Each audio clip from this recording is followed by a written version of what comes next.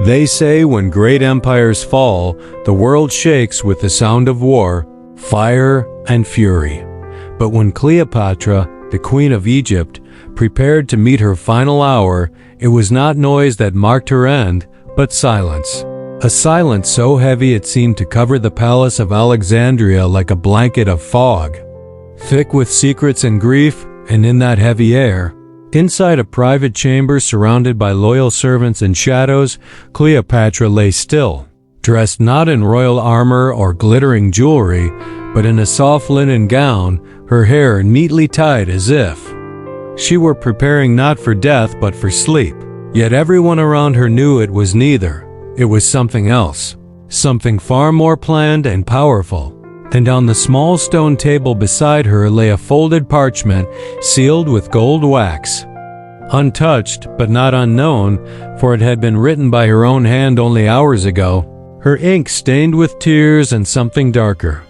Something ancient, a message she whispered once before closing it. A message meant not for Rome, not for the soldiers waiting outside, not for the man who claimed victory over her kingdom, but for someone lost to history, someone she hoped might find it centuries later, someone who would understand her truth, her pain, her reason for choosing the snake. For as the story has long been told, Cleopatra chose to die with dignity rather than be dragged through the streets of Rome in chains. But what people never heard was what she said just before the poison touched her lips. A sentence spoken so softly her handmaiden collapsed to the floor weeping, unable to bear the weight of those final words. And though the scroll was hidden beneath her pillow and her mouth forever silenced by the deadly bite of the asp, those who were in the room claimed she did not tremble in fear or shake in agony. Instead, her last moments were calm, eyes fixed on the ceiling as if she were watching stars move in a pattern only she could read. Stars that told her a secret older than Egypt itself. A vision passed down through generations of her bloodline back to the time of the pharaohs when it was said a queen would carry a secret so heavy that even the gods would close their eyes when it was spoken. And now, in this quiet room, as her breathing slowed and the torches flickered low, that prophecy was being fulfilled, not with war, not with thunder, but with a quiet whisper and a sealed scroll. And outside, far from her chamber, Roman guards waited nervously, unsure if they were witnessing a death or a ritual, for none dared enter until her handmaidens cried out, not in alarm, but in prayer. And when Octavian, the future emperor of Rome, finally arrived and found her lifeless form, draped in peace and pride, he ordered her body searched and the room turned over. But the scroll, that small piece of papyrus that carried her last truth, was not found. For one servant had slipped it into the lining of Cleopatra's burial robes, believing it to be sacred, and when her body was taken for burial, the scroll remained hidden with her, sealed inside a tomb that even today lies lost beneath the sands, untouched by time. And while many have searched for her final resting place, hoping to find riches, what they do not realize is that the true treasure is not gold or jewels, but her final words, those few lines written in her own hand, meant to change the way the world saw her, not as a lover of Caesar, not as a seductress of Antony, but as a queen who carried a warning, a prophecy, and a message for the ages. And those centuries have passed, and her name has become legend. There are still some who believe her message is waiting to be found, that her final whisper was not the end, but the beginning of a truth too dangerous for her time, and one day, when the right person listens closely enough, they will hear the echo of her voice, not from her tomb, not from a scroll, but from the silence she left behind. Behind, and though the world outside her tomb moved on, with empires rising and falling, with maps redrawn and dynasties rewritten, the silence she left behind remained untouched, buried beneath sandstorms and centuries, but not forgotten. Because somewhere far from Alexandria, in a quiet corner of the world, there were scrolls and letters passed down through secret lines of guardians, scholars who had no names but carried one task through generations, to protect the knowledge of the queen's final words until the right time. And one of these guardians, an old man named Tahar, lived in a forgotten village carved into red rock cliffs. And he had spent his entire life studying ancient codes, symbols, and dreams, not knowing why until the day he uncovered a faded letter from his grandfather's collection, sealed with the image of a scarab, almost identical to the one Cleopatra's scroll had worn, and in that moment he felt a pull he could not explain, a connection to something older than his blood. And as he read the letter, written in ancient Demotic script, he discovered a prophecy that the last queen of Egypt had not simply died with a broken heart or the bite of a serpent, but had willingly hidden the truth of a coming darkness, something only she had seen in her final dreams, visions shaped by ancient rituals that had been passed down to her not in temples, but in whispers between priestesses, rituals tied to the stars and the Nile, and the fate of rulers who would come long after her.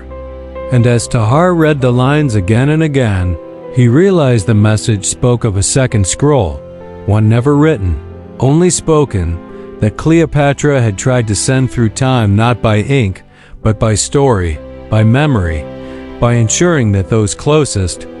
to her remembered not just what she did, but what she believed. And he began to piece together the ancient words with every fragment he could find, slowly building a picture of a queen who had seen a vision of future rulers, tyrants, invaders, kings with gold but no soul, and that her final act had been more than a personal choice. It had been a defiant warning sealed inside a mystery only the patient could solve, and Tahar became obsessed, drawing maps, following clues hidden in ruins, until one day he reached the ruins of a temple buried near the Nile's deepest bend, a place said to be cursed by the old priests. But inside he found carvings on the wall of a woman with serpent eyes and a crown of stars, and beneath her feet, a scroll shaped like a flame, and the inscription read, "She who knew the death of light sealed it in breath." And Tahar knew this was not myth, it was memory, preserved in stone, and as he left the temple with trembling hands, he vowed to continue the search for the queen's tomb, not for fame or gold, but to unlock her voice before the world made the same mistake twice. And while the world spoke her name with half-truths and legend, he knew that the real Cleopatra was waiting, not beneath marble or monuments, but within silence, a silence that still spoke to those who dared to listen with their soul instead of their ears. And so Tahar disappeared into the deserts of Egypt, his journal scattered by wind and time, but the message he carried did not vanish. For a child he once taught found his notes years later and followed his path, guided by the same echo, and slowly the trail of Cleopatra's final whisper stretched forward, not in a straight line but in curves and secrets, always just out of reach, always one step ahead of history, because what she had hidden was not meant for her time or the one after, but for a future where the world would again stand at a crossroads. And only then would her last words, those precious, soft words whispered with her final breath, rise from silence and reshape the story of power, of truth, and of a queen who was never just a queen, but a guardian of something greater than all the thrones she ever sat upon or the armies she ever led. For what Cleopatra had glimpsed in the final days of her life was not merely the collapse of an empire, but the unraveling of something far older, a covenant between the stars and the earth that had once protected harmony through sacred rulers, a balance that had been guarded for thousands of years by queens and sages and seers who passed knowledge not through books, but through coded dreams, ritual gestures, and breath shared beneath moonlight. And Cleopatra, descended from the line of Isis herself as some believed, had been entrusted with the final key to a cycle that was ending, a final choice that could preserve what little wisdom remained before the world was overtaken by steel, greed, and forgetfulness. And so her last days were not spent mourning her lost kingdom, but preparing, gathering her final loyal priestesses,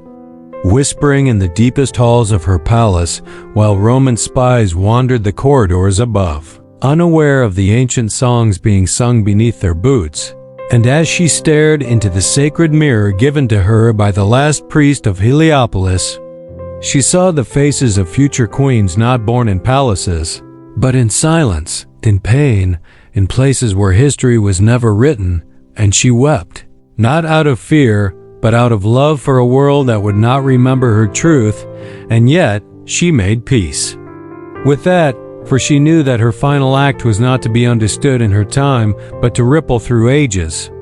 And so she gathered a small circle and performed the final rite known only as the passage of the last light, a ritual spoken in breath, meant to seal a voice inside silence itself, so that one day it could awaken in the mind of one who truly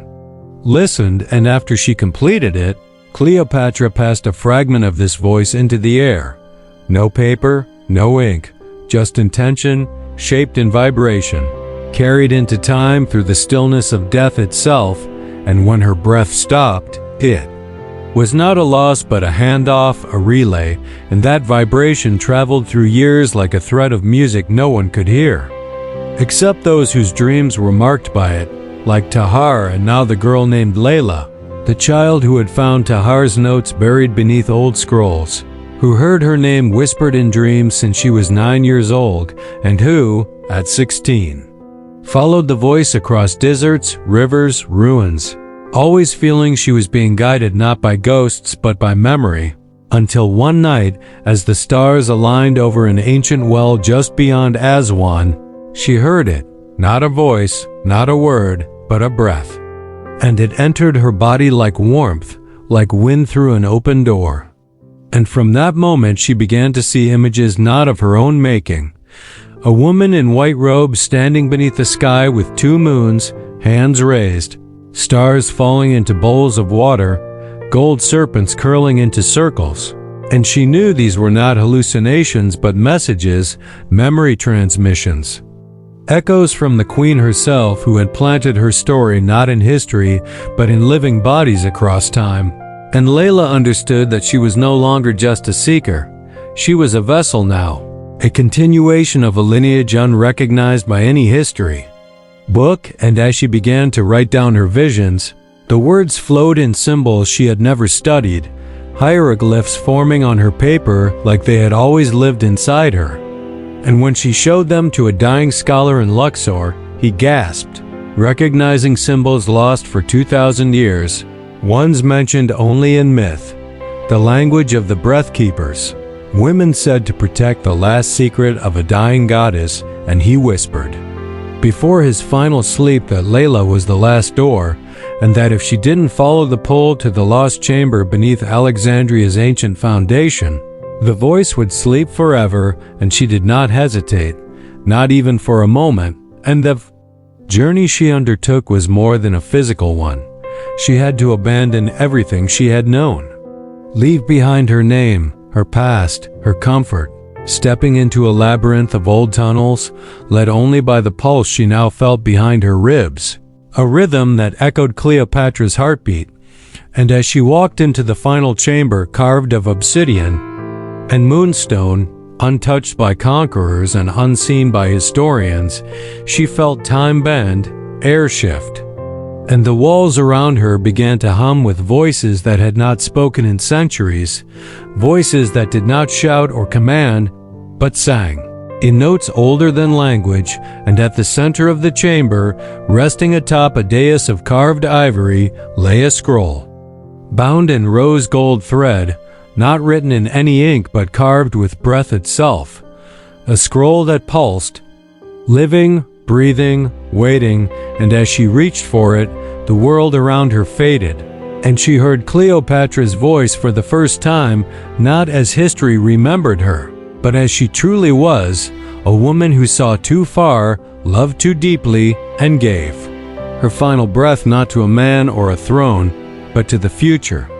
And it was in that moment, standing in the breath-warmed glow of a scroll untouched by time, that Layla realized she was not just a seeker or a vessel. She was now the bearer of a truth too powerful to be buried any longer, A truth that had waited in silence through the rise and fall of kings, through the burning of libraries and the rewriting of stories. A truth that Cleopatra had shielded not from her enemies but from history itself, because she knew that the world was not ready to hear what she had seen, not in her lifetime, not in the centuries that followed, not even in the age of maps and museums, because what was locked inside that scroll wasn't merely a confession or a secret, it was a memory of the earth, a fragment of a time before language, before crowns and columns, when the world was spoken to by the stars, and the rulers were chosen not by blood or battle, but by breath and balance. And as Layla's fingers hovered over the ancient rose-gold thread that bound the scroll, she felt a warmth rise through her arms like smoke, not painful but sacred, as if the scroll were alive and recognizing her, measuring her soul, and when she finally touched the knot, it loosened like it had been waiting for her for 2,000 years, and the scroll unraveled not with dust but with breath, a whispering wind that carried not words but sensations, visions, soundless images that struck her heart and filled her eyes with tears. And suddenly she was not in the chamber anymore, she was standing inside the memory itself, walking beside Cleopatra in her final days, watching her speak softly to a circle of priestesses under the veil of night, watching her dip a feather in sacred oil and touch it to her skin as she whispered lines that had never been written. Words that formed a kind of music that folded reality, and Layla understood then that this was not just a message from one woman. It was a map, a blueprint to something older than civilization, a kind of sacred technology made not of machines, but of memory, emotion, and voice, and as the visions deepened, she saw the way Cleopatra had once traveled deep into the desert to a temple no longer marked on any map, where a flame burned with no fuel and the walls sang when touched, a place where rulers were not crowned but chosen by the stars themselves. And it was there that Cleopatra had first seen the vision of the coming darkness, a future where rulers would not listen, where people would forget how to dream with their eyes open, where breath would be replaced with noise, and silence would be feared. And in that temple, the elders told her that her role was not to stop it, but to preserve something through it, a seed of light that could one day rekindle what the world lost. And that seed was now alive inside Layla, pulsing stronger with every breath. And she felt herself changing, as if her blood had shifted. Her bones remembered something her mind could not name. And as the vision faded and she returned to the obsidian chamber, she looked at the scroll again and saw that the text had vanished. It had given its story to her and would not open again, and that was when she heard footsteps behind her, soft, unsure. And she turned to see an old woman dressed in sand-colored robes, holding a small clay lamp that flickered with blue fire. And the woman said only one thing, "It is time." And without waiting, she turned and began walking into a narrow passageway. Layla hadn't noticed before, and though her heart raced with questions, she followed, because something deep in her knew that this was not the end of her search. It was the beginning of a ritual older than memory. And as they moved deeper underground, the walls around them began to glow faintly, revealing carvings that pulsed as they passed. Spirals, serpents, eyes, stars, mouths singing, a language not of words but of breath, and the old woman whispered that this was the archive of breath, the last remaining chamber of a network that once stretched beneath all the ancient lands, where the breath of queens, priests, and dreamers had been stored like songs inside stone. And only a bearer of the last light could unlock it. And as Layla stepped into the final chamber, her presence stirred the air, and the room bloomed with warmth. And the walls began to hum with voices, as if thousands of women had gathered to greet her, and their whispers formed a single phrase, "You have arrived." And Layla fell to her knees not out of fear, but because she finally understood the weight of what she carried. Not history, not myth, but a living truth, waiting to be remembered by the world. And though Layla trembled beneath the invisible weight pressing gently upon her shoulders, it was not fear that gripped her, it was recognition. A deep cellular memory awakening layer by layer inside her as if her very body remembered what her mind had never been told, and all around her, the glowing walls pulsed slowly like a heartbeat. Each carved spiral and symbol coming alive not with light but with breath,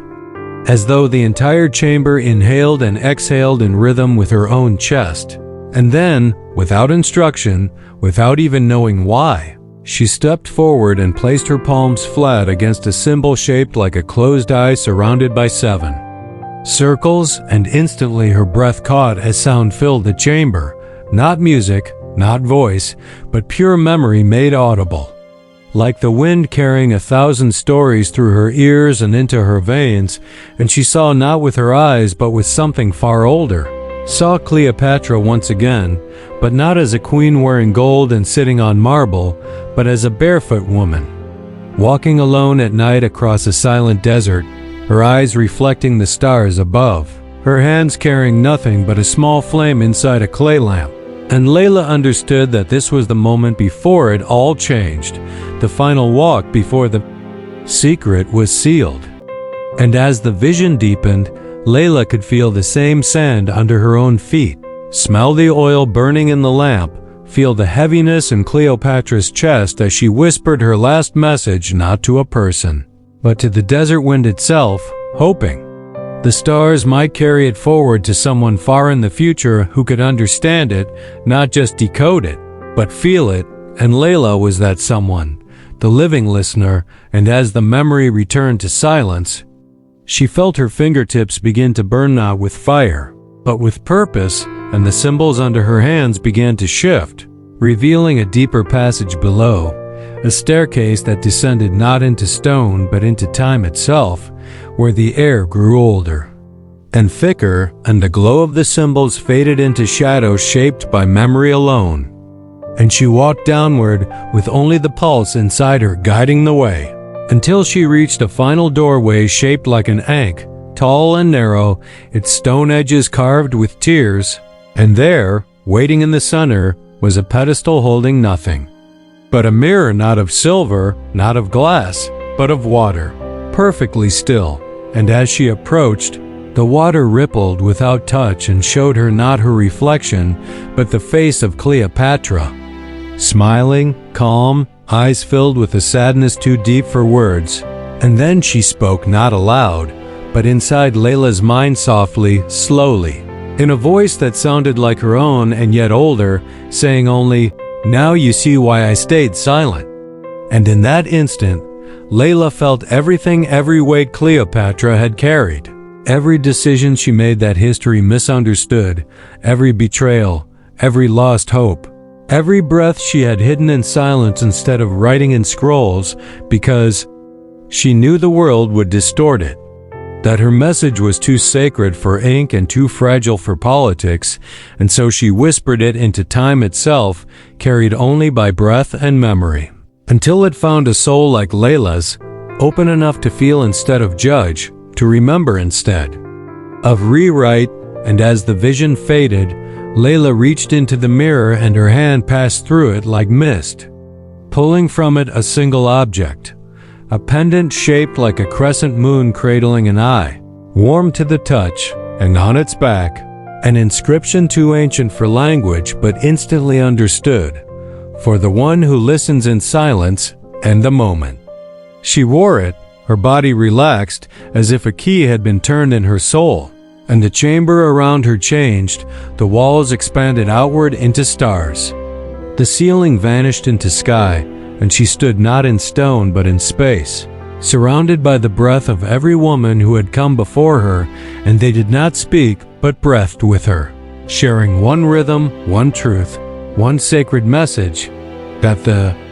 world changes not when power shouts, but when silence is heard. And Layla knew that her task was not to speak for Cleopatra, but to awaken the world to listen, truly listen, not to stories rewritten by conquerors, but to the forgotten pulses beneath history, to the echoes of women whose words had been stolen, whose choices had been buried, whose power had been renamed. And as she closed her eyes, a wind passed through her soul, carrying with it not sorrow, but strength, not endings but continuations. And she absolutely knew that Cleopatra's message was not meant to be deciphered, but to be felt, to be carried in the breath of those willing to live truthfully, courageously, and quietly. When needed, for in that breath, the real story begins. Because the story that begins in breath cannot end in pages, and as Layla stood in that starlit expanse where time no longer moved like a river, but pulsed like a heartbeat, she realized that what she held was not just Cleopatra's memory, but the buried rhythm of every woman erased by empires, every truth burned by libraries, every voice silenced before it ever reached a listener. And in that moment, the pendant around her neck glowed not with light but with feeling, as if it remembered every hand that had ever held it. Every vow whispered into it, and she could suddenly hear them, all centuries of breath, woven together like a single voice, made of 1,000 lives, and each one was telling her,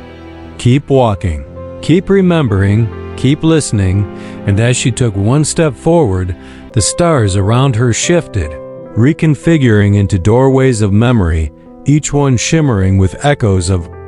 real moments long buried. She saw women gathering beneath a hidden temple on the Nile, chanting beneath a solar eclipse that would never be recorded. She saw a scribe copying dreams into scrolls by moonlight only to bury them beneath river stones because he feared what might happen if they were read. She saw a child in the Roman court quietly placing sand from her homeland inside her robe, so she'd never forget where she came from. And she saw Cleopatra herself, not on her throne, not with Antony, but alone in a cave, surrounded by firelight and silence, carving symbols into stone with tears running down her cheeks because she knew what she was about to protect would cost her everything. And Layla wept with her, not just because of the sorrow, but because of the unbelievable strength it took to make her story invisible so it could survive untouched. Waiting, and then the stars fell quiet, and she heard her own breath, and in that breath she felt a question not from outside, but from within, rising from her bones. What will you do now that you know? And the question wrapped around her heart like a ribbon of fire, because she understood its weight. This wasn't about decoding a past, it was about carrying a future, one not shaped by rulers or books, but by listeners, feelers, bearers of breath. And as the star chamber dissolved around her, she found herself standing once again in the obsidian corridor beneath Alexandria. But it no longer felt like stone, it felt like a womb of memory, a place not of endings but of becoming. And the old woman was there again, her eyes filled with knowing, and she said softly, "It's time to bring her back." And Layla understood it wasn't about resurrecting Cleopatra's name, but her breath, her truth, the part of her the world never saw. The part not written in Roman scripts or twisted into legend, but the real part, the silent strength, the vision that reached beyond power and politics, the love that extended into future generations of women who would need to remember that their stories didn't begin with books or end with graves. And the old woman handed Layla a small scroll sealed with a single red thread, saying only, "Give this to the one who still remembers how to feel," and then faded into the darkness, leaving Layla alone with a pulse in her hand. And she climbed the long stairs back to the surface, each step carrying her further into herself, until at last she emerged into the sun, blinking into the modern world that had forgotten so much. And she felt everything shift, the air, the sounds, the speed of life. And she wondered, who would listen now? In a world where noise ruled, where silence was feared, where ancient truth had no market. But then she looked down at the scroll, felt the warmth in her hand, and knew that truth doesn't need an audience, only a witness. And she whispered, "I am ready." And in that moment, something shifted in the wind, as if somewhere, far beyond the noise, a queen smiled. And that smile, though unseen by the world, echoed through something far deeper than sound, vibrating gently through the threads of breath and memory that connected Layla now to a lineage that transcended blood or name. A lineage made not of dynasties or dates, but of listening hearts, silent strength, and invisible bridges between what was known and what was felt. And as she walked through the narrow alleyways of Alexandria, where scooters hummed, sellers called out prices, and children chased birds through sunlit streets, she held that warmth like a secret flame inside her, unseen but unextinguishable, and with every step, she became more aware of how much the world had forgotten, not just about Cleopatra, but about the thousands of women like her whose voices were carried not through pages, but through presence.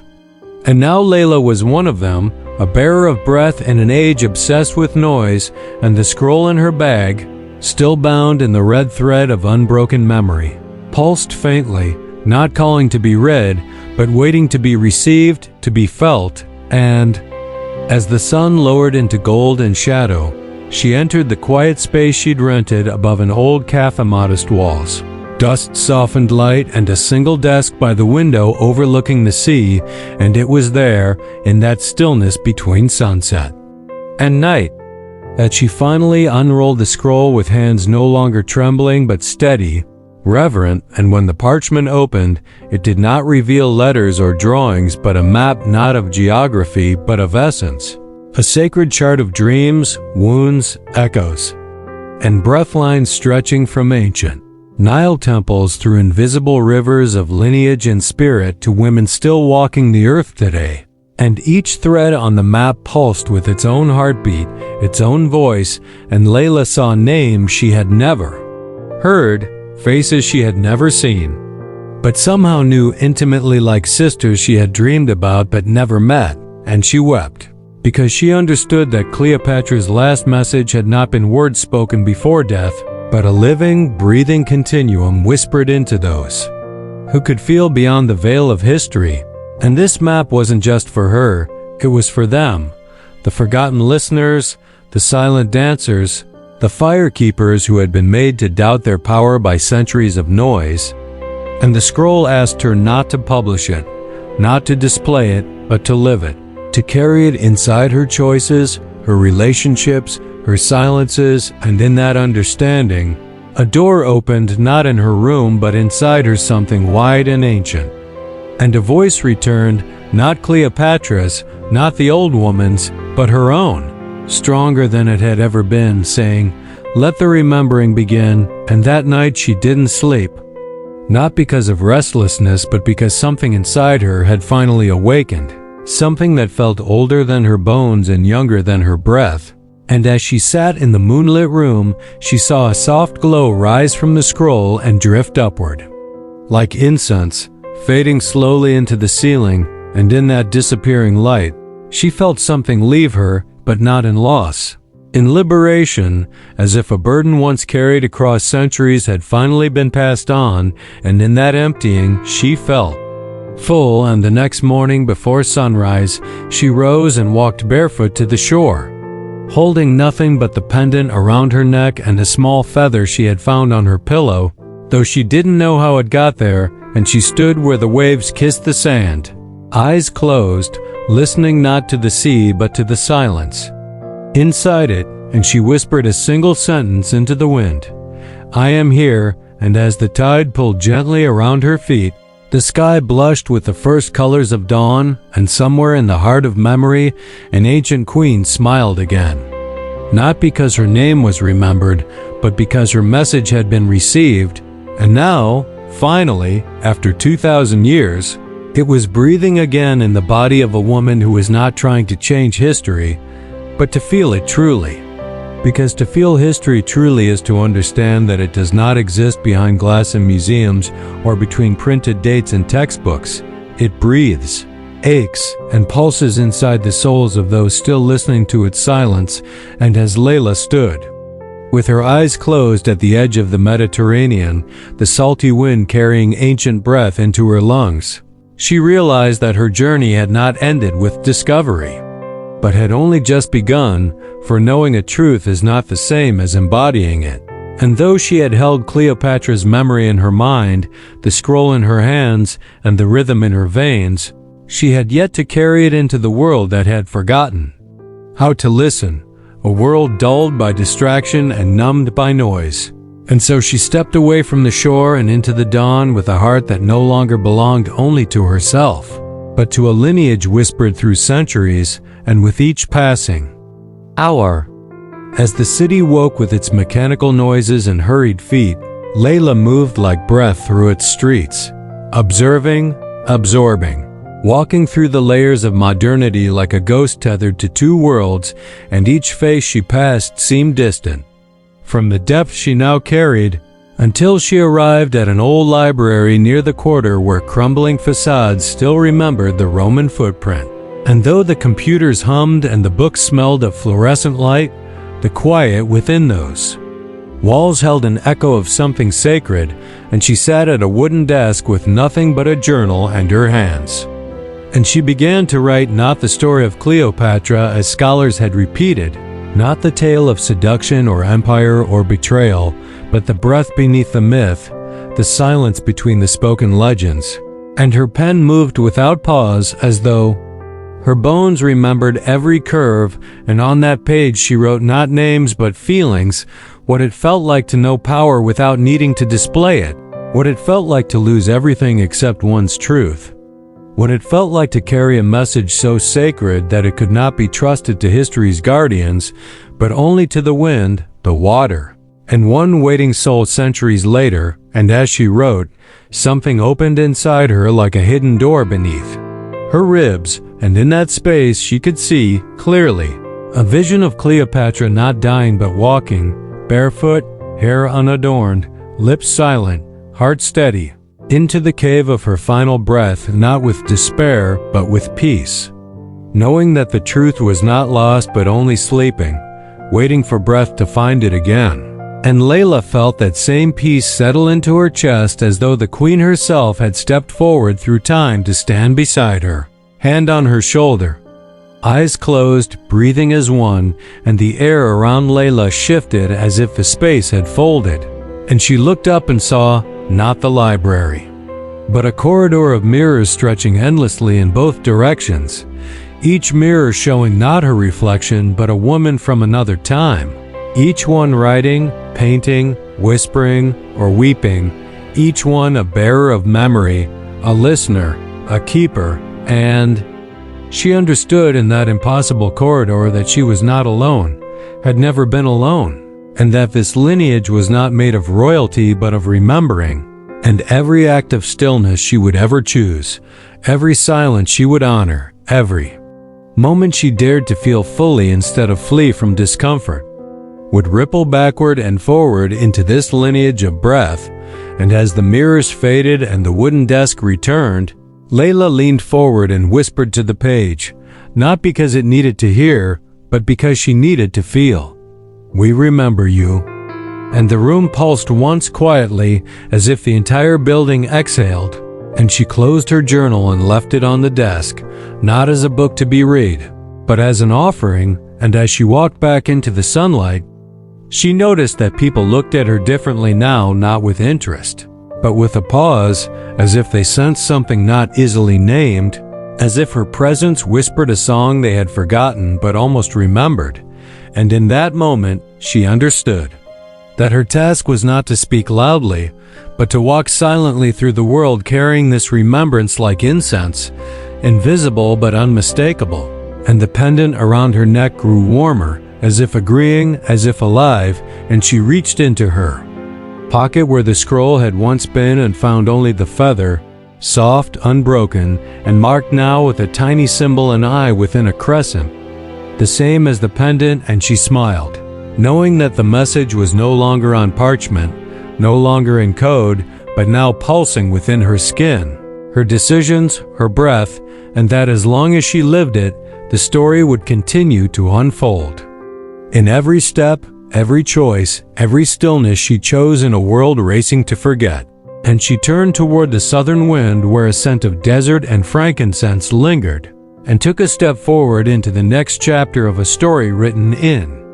the spaces history had left blank.